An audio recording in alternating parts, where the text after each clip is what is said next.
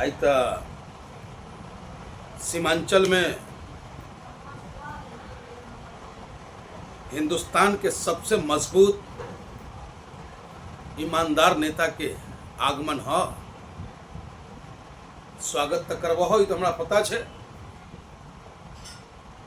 अब बहादुरगंज के बहादुर जनता के जे छे ई बैरिस्टर साहब के छोटका सिपाही पंडित मनमोहन झा गामा सैल्यूट कर रहल छे।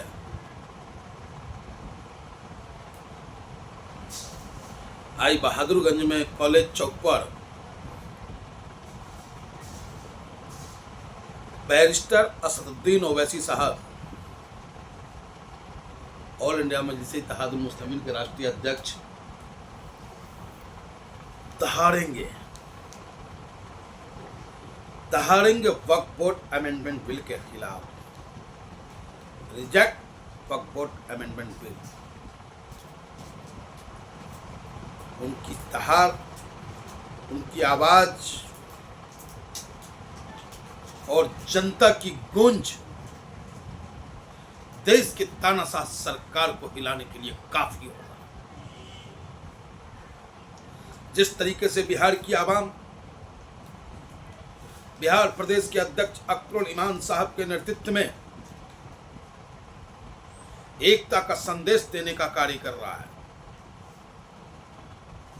जिस तरीके से बिहार की आवाम लगातार वक्फ बोर्ड अमेंडमेंट बिल के खिलाफ अख्तरुल इमान साहब के नेतृत्व में निरंतर संघर्ष करने का कार्य कर रहा है, इससे पता चलता है हमने गांधी जी के आंदोलन को तो नहीं देखा था, लेकिन बिहार की मिट्टी की वो खुशबू, बिहार की मिट्टी की वो ताकत बड़े बड़े योद्धाओं को अपनी ओर आकर्षित करने के लिए सदैव जाना जाता है। जब जब इस देश को जरूरत पड़ी है,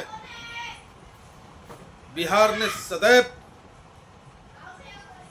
अग्रणी भूमिका निभाने का कार्य किया।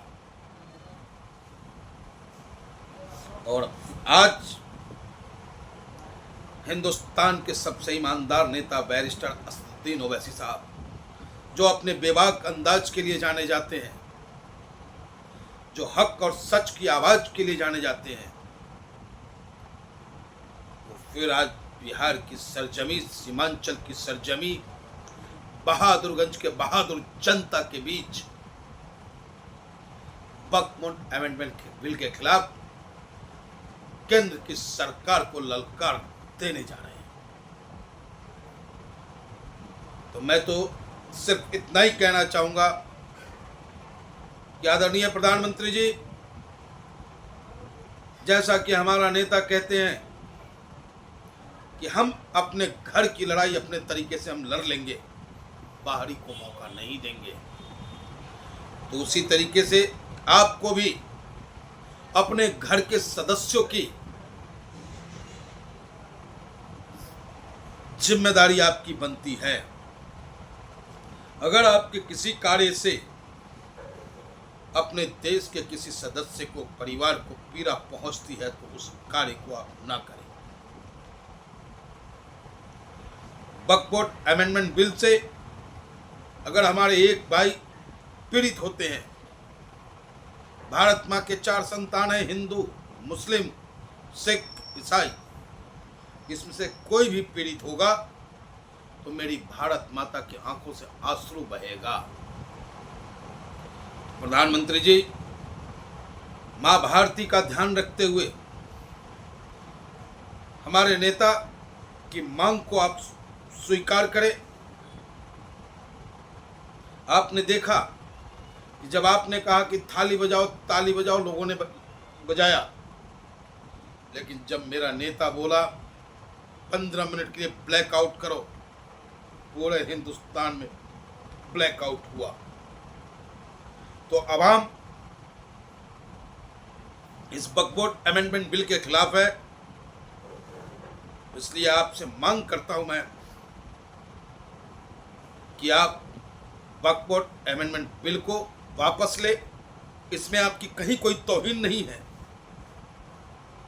होता है, गलतियां होती है, इंसान गलती का पुतला है।